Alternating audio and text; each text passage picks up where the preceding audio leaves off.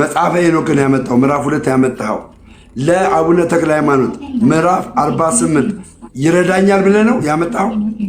አጋንንት እንደሚወልዱ አሳየኝ ስላልክ እሱን ላሳይ ነው። ይረዳኛል ብለህ ነው? አጋንንት እንደሚወልዱ እኔ ስለመውለድ አለ የጠየቁ ጥያቄ ምንድነው? ልብሰ ሥጋ የሚለውን የአቡነ ተክለ ሃይማኖት የምዕራፍ 48ን ታሪክ ልብሰ ሥጋ የሚለውን ይኸው እሱ ማለት መንፈስ ነው ብለህ ነው እዚህ የመጣው። ሰይጣን ነው ብለህ ነው የመጣው። ልብሰ ሥጋ ማለት እንደዛ ነው። መንፈስ ብልት ስለሌለው በሰው አካል ግን ከሰዎች ጋር እንደተገናኙና መልአክ ብልት አለው። መላእክቶች ብልት አላቸው። የእግዚአብሔር መላእክቶች ጨረስክ? የእግዚአብሔር መላእክቶች ብልት የላቸውም። የኦርቶዶክስ መጽሐፍ ብልት አላቸው ይላል። ቆይ አንተ እዛው የኦርቶዶክስ መጽሐፍትን ትይዝልኛለህ አባቴ። አሁን ጥያቄ ምንድነው? መላእክቶች የእግዚአብሔር ልጆች ናቸው አይደሉ? መላእክቶች ርዕሳችን አለ። መላእክቶች የእግዚአብሔር ልጆች ናቸው አይደሉ? ይሄስ ርዕሳችን ነው እንዴ?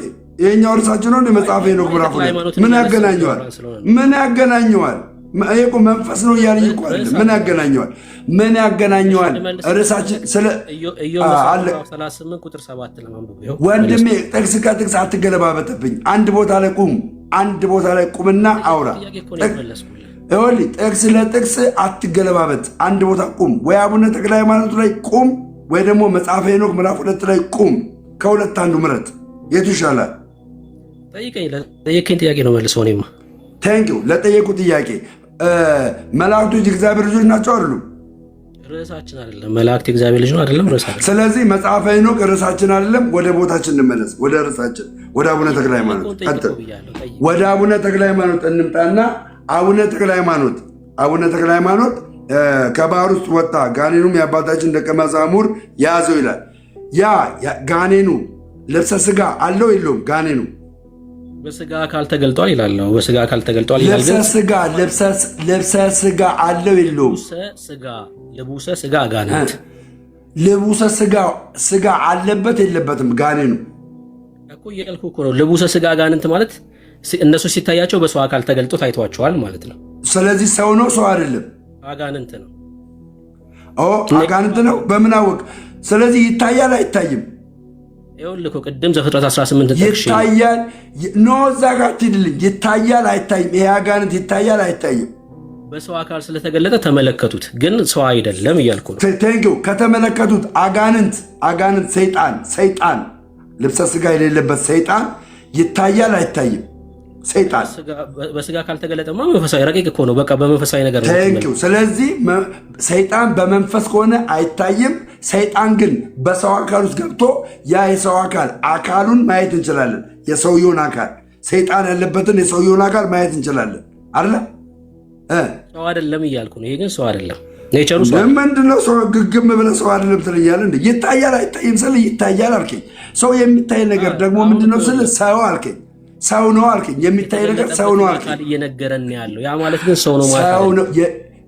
የሚታይ አካል ሰው ነው ካልክ፣ ሰይጣን አይታይም ካልክ፣ ሁለት ነገር እኮ እየመለስክልኝ እኮ ነው። ሰይጣን አይታይም፣ ትክክል። የሚታይ ደግሞ ከሆነ ሰው ነው። ሰውየው ላይ ምን አለ? ሰይጣን አለ። መለስክልኝ እኮ በቃ አለቀ። የኔ አባት መለስክልኝ ነው እኮ የምልህ ጌታ። ሁለተኛ አቡነ ተክለ ሃይማኖት ብለህ እንዳታነሳ። አንድ ሰው ቀጥል። ጨርስ። 50 ሰከንድ አለ። ጥያቄን ጨርስ። ኦኬ። አሁን እኔ በቃ ጨርስ። ሲጀመር ጨርሻለሁ። በቃ አለቀ። ስለዚህ እዚሁ ላይ ነው የምንቆየው። አቡነ ተክለ ሃይማኖት ላይ የምንቆየው አቡነ ተክለ ሃይማኖት ላይ ነው የምንቆየው። ርዕስ ሽፍት አናደርግም ተብለን ወደዚህ ነው የመጣ ነው፣ አቡነ ተክለ ሃይማኖት ላይ። ስለዚህ አቡነ ተክለ ሃይማኖት ላይ የምናወራው አለቀ። መጽሐፈ ሄኖክ ግን በሌላ ጊዜ እናወራለን። ጨርሻለሁ። እኩል ጠይቀኔ ደግሞ አይደል? እሺ 5 ደቂቃ አስቀምጡልኝ። መጽሐፈ ሄኖክ 5 ደቂቃ አለ። መጽሐፈ ሄኖክ ላይ ቀጥል። እሺ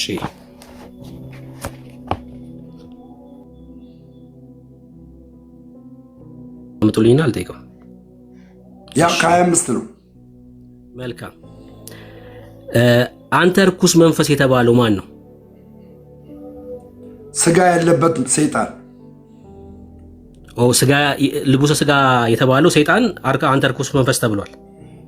ማንን የለቀቀው? ይሄ ልቡሰ ሥጋ ጋንንቱ ማንን ነው ለቆ ሄደው? ቅዱስ የሆነውን የአቡነ ተክለ ሃይማኖትን ደቀ መዝሙር። ቴንክ ዩ። እሺ ልቡሰ ሥጋ አጋንንቱ ደቀ መዛሙርቱን ትቶ ፈጥኖ ሸሸ አይደለ? ሊያመልጥም ወደደ ይላል። ማን ነው ሊያመልጥ የወደደው? ሥጋ፣ በሰው ሥጋ የተገለጠ መንፈስ። ናይስ። ብፁዕ አባታቸውም አማተበበት። ማን ላይ ነው ያማተበው?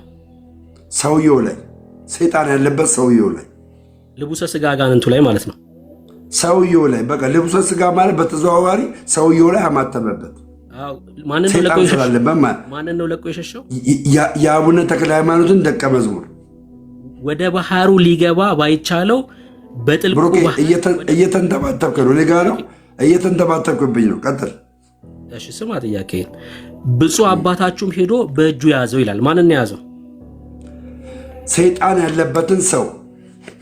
ያን ጊዜም እጹ ወደቀ ይላል። እጹ ምንድን ነው?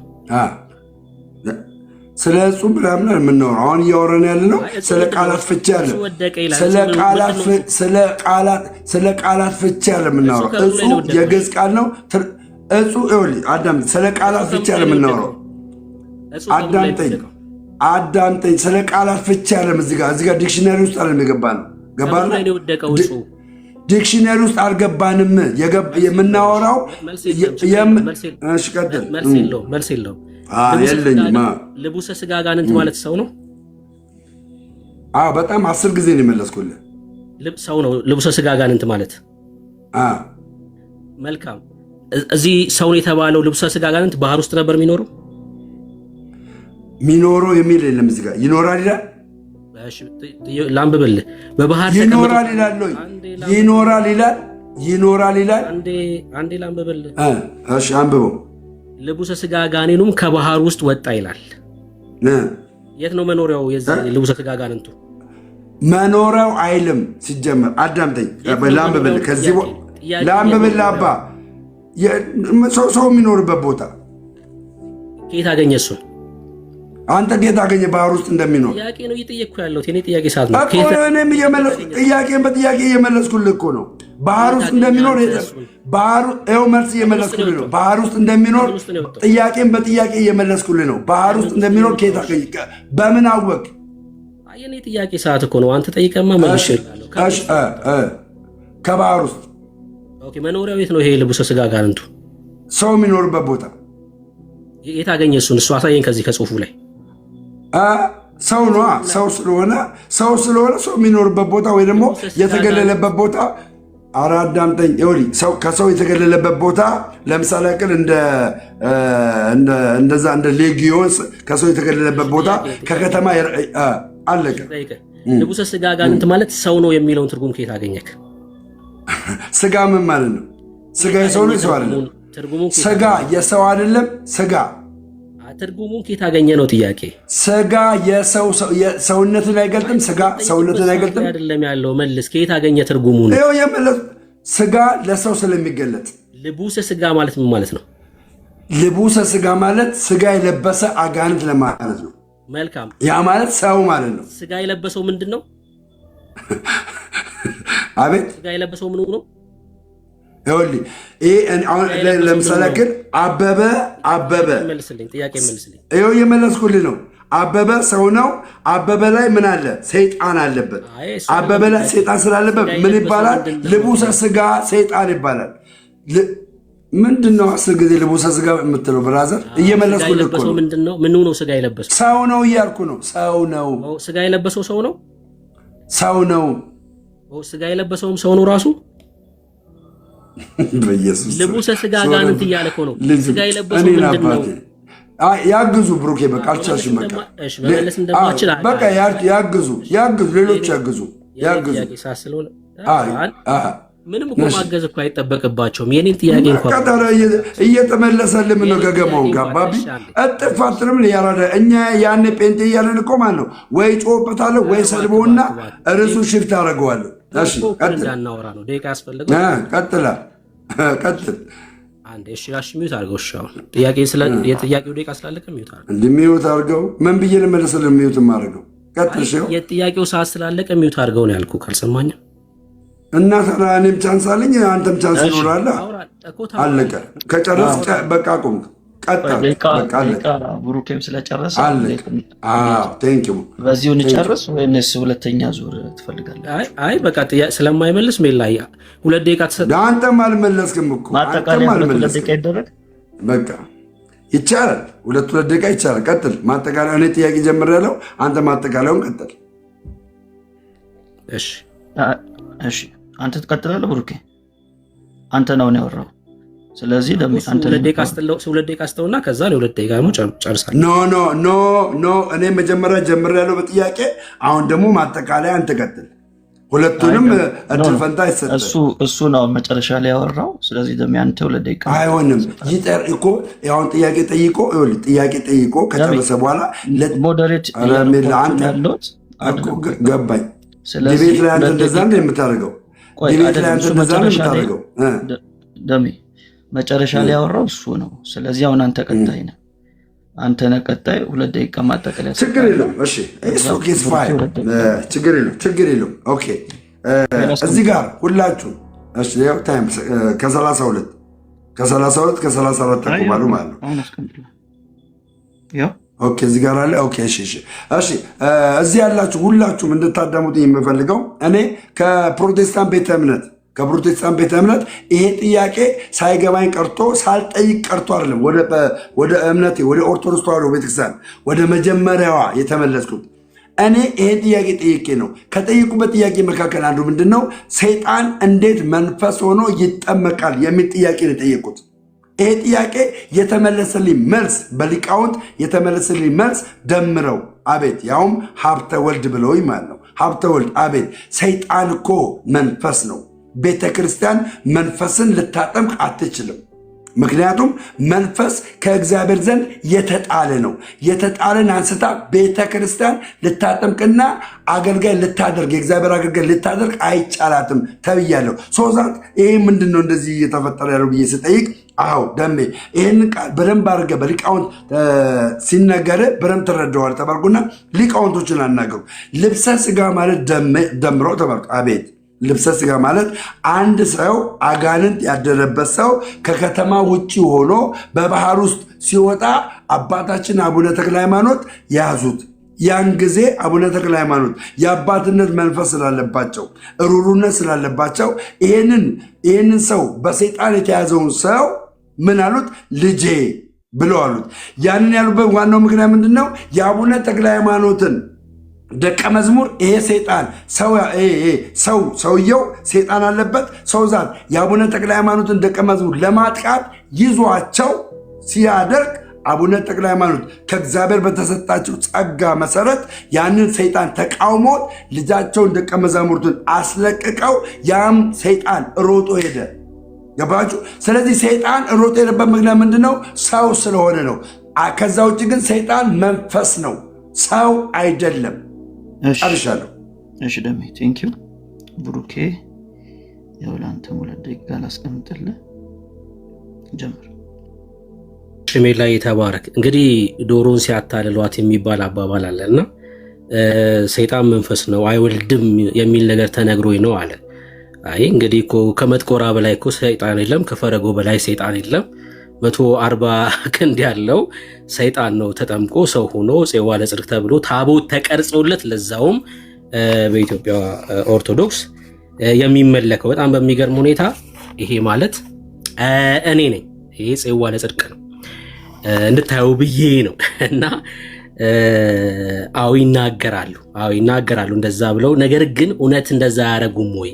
በደንብ እዚህ ላይ ያለውም ልቡሰ ስጋ አጋንንት የተባለውም አጋንንት ነው። ፈረጎም ራሱ መጥቆራም ራሱ አጋንንት ነው። ይህን ደግሞ በመጽሐፋቸውን በመጽሐፈ ሄኖክ ላይ ደግሞ ያረጋግጠዋል። የወደቁ አጋንንት ከሰው ጋር ይገናኛሉ የሚል እምነት አለ። ለዚህም ደግሞ ሄኖክን እንደ ማስረጃ ያነሳሉ። እነዚህ አጋንንቶች ከሰው ጋር ተገናኝተው ተወልደው ታቦት ተቀርጾላቸዋል። አንደኛው ይሄ ነው። ሁለተኛው ደግሞ መጥቆራ ትልቁ ማስረጃችን ነው። እኔ ኦርቶዶክሳውያንን አንድ ነገር ነው ልል የምችለው፣ ህይወታችሁን በእንደዚህ አይነት ተረት በሆነ ነገር ከሚቀልዱባችሁ እውነት ወደሆነ ወደ ጌታ ወደ ክርስቶስ ኢየሱስ ብትመጡ ህይወት ይበዛላችኋል። የምሬን ነው የምላችሁ። አሁን ይሄ ክርክሩ፣ ጭቅጭቁ ይሄ ሊመስል ይችላል፣ ግን ህይወት የላቸውም። እነዚህ ሰዎች ስለ ህይወት ደፍረው መናገር የማይችሉበት ቦታ ነው ያሉት። ህይወት ኢየሱስ ክርስቶስ ነው። እኔ ማንንም ሰው ጴንጤሁን ብዬ ጠርቻ አላቅም። የኢየሱስ ግን ካልሆንክ ህይወት የለህም። ሰው በኢየሱስ ካልሆነ የትኛውንም አይነት ነገር ቢያምን የትኛውንም ነገር ቢያክተለትል ህይወት ሊኖረው አይችልም። በዚህ ውስጥ ከ700 ሰዎች መካከል ኦርቶዶክሳውያን አላችሁ። ህይወት ኢየሱስ ክርስቶስ ነው። መዳን በክርስቶስ ኢየሱስ ብቻ ነው። ማምለጥ በኢየሱስ ብቻ ነው። ይሄ ትምህርት ገደል ይዞ የሚገባ ወደ ሲኦል የሚነዳ ስለሆነ፣ ምክንያቱም መዳን በኦርቶዶክስነት ሳይሆን በኢየሱስ ስለሆነ። ተባረኩ። ቀስተኛ አሁን እሱ ከእንትን ወጥቶ ነው ከዚህ ከእርሳችን ወጥቶ ነው ቃል የሰጠው። ስለዚህ እኔም ደግሞ ወደ ቀስተኝና እኔም ወንጌል ልናገራ የኦርቶዶክስ ወንጌል ልናገራ። ደሜ ቆይ እሺ ስማኝ። አሁን ለአንተ 2 ደቂቃ ሰጠሁ አይደል? 2 ደቂቃ ሰጠ። አንተ ወንጌልንም መጠቀም ትችል ነበር። አንተ የምታስበውን ወንጌል በዛ 2 ደቂቃ ውስጥ መናገር ትችል ነበር። ብሩኬ ሌላ 2 ደቂቃ ቆይ ከእርሳችን ወጣ እኮ ነው ማጠቃለያ እኮ ነው የሰጠው።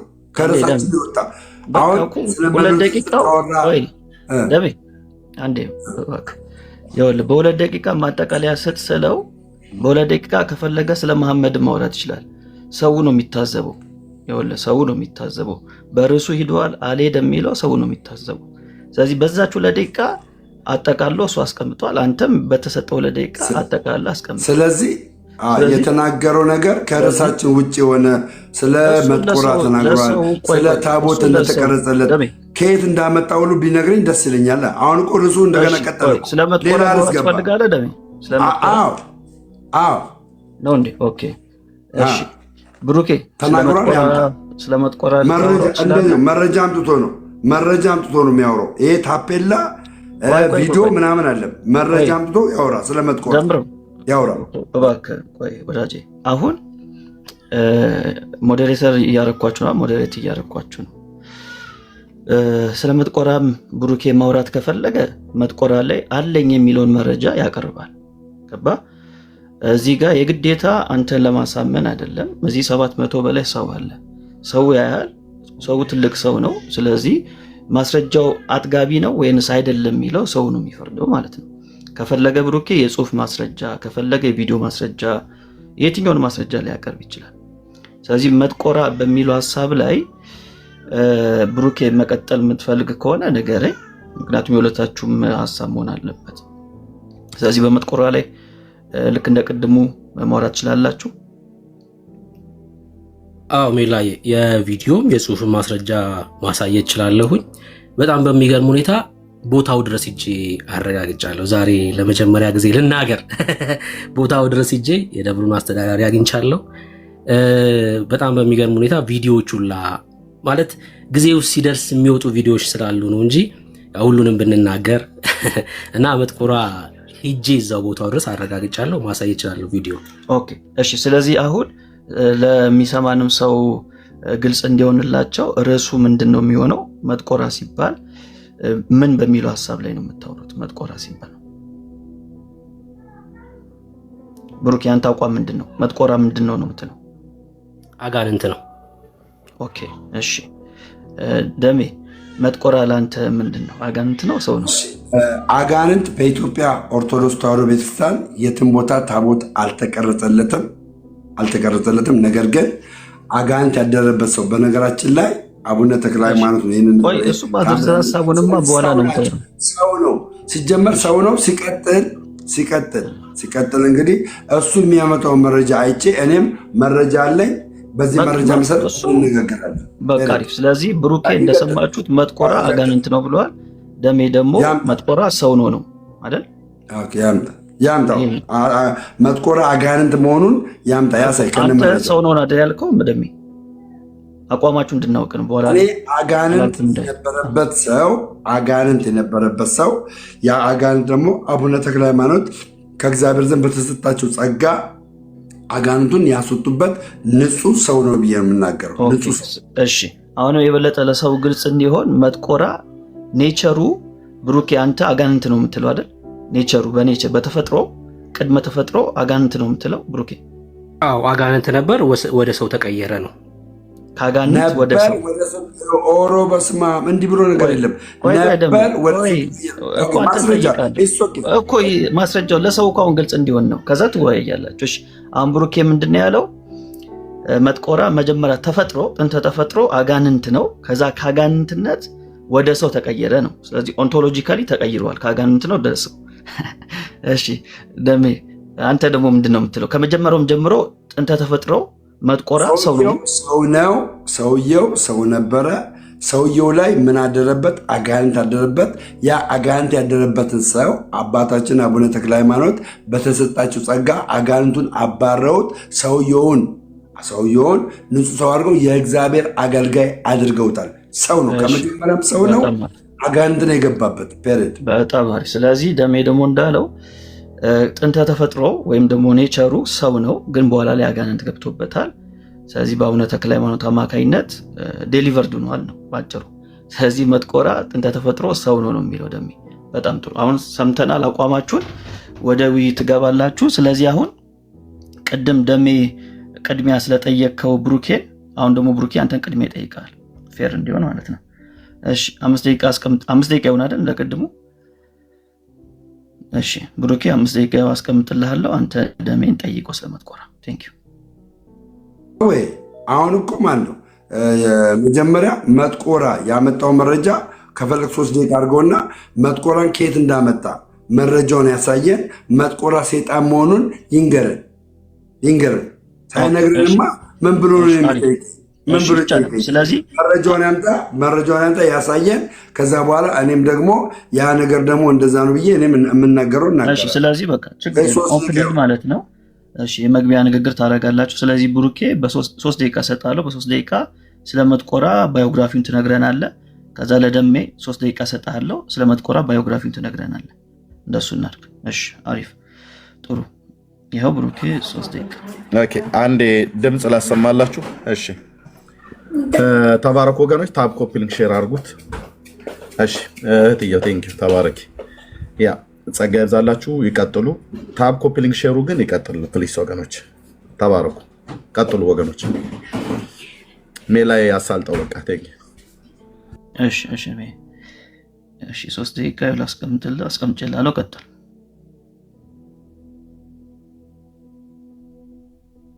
እሺ ቴንኪው ሜላይ ተባረክ። እንግዲህ መጥቆራ ማለት የፈረጎ ልጅ ነው። ፈረጎ ማለት አንዲትን ሴት ደፍሮ የተወለደ ልጅ ነው። መጥቆራ ቁመቱ 140 ክንድ የሆነ ወይም 70 ሜትር የሆነ ፍጥረት ነው። ያ ማለት በተፈጥሮ ምንድን ነው? አጋንንት ነው ማለት ነው። ምናልባት በምስል ባሳያችሁ ሀሳቡን ትረዳላችሁ ብዬ አምናለሁ።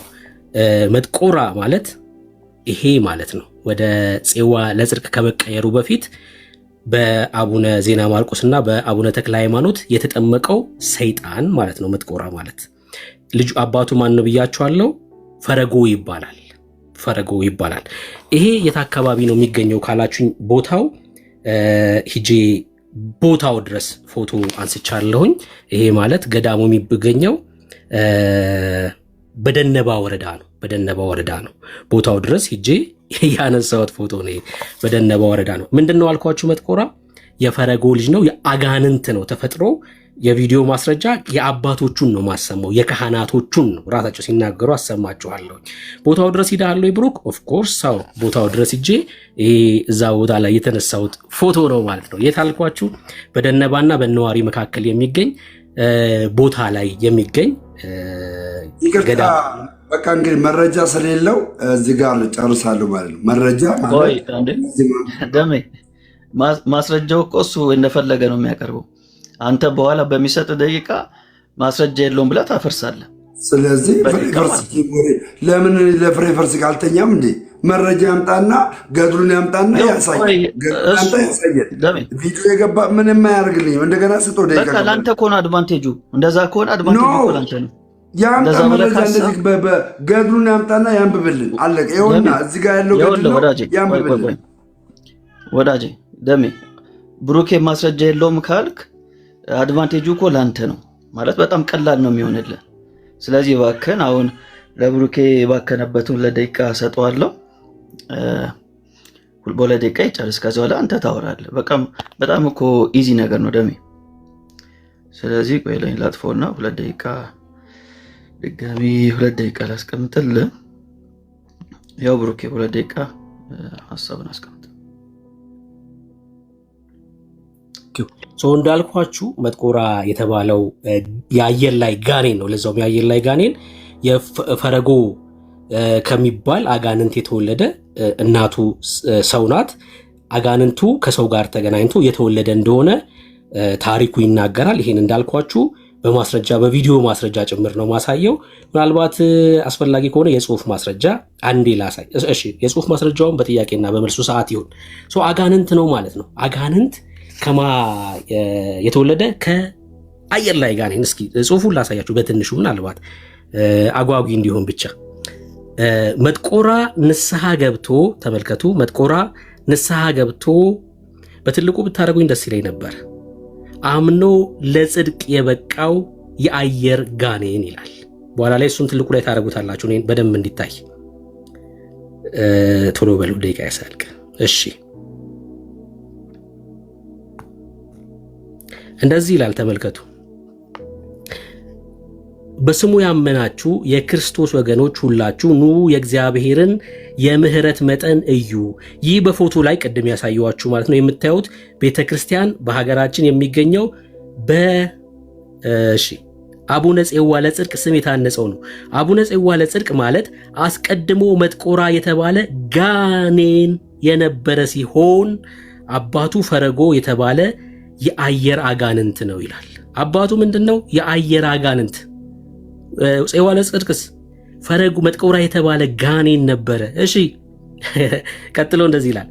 መጥቆራ ፈረጎ አንዲትን ሴት ደፍሮ ከተገናኛት በኋላ መጥቆራ የተወለደ ሲሆን ይህንንም መጥቆራን አቡነ ተክለ ሃይማኖትና አቡነ ዜና ማርቆስ ወደ እግዚአብሔር ለምነው በጸሎታቸው በመስቀል ኃይል ድል ካደረጉት በኋላ ወደ ሰው አርያነት ለምን አጋንንት ስለነበር አስቀድሞ አጋንንት ስለነበር ወደ ሰው አርያነት ቀየሩት።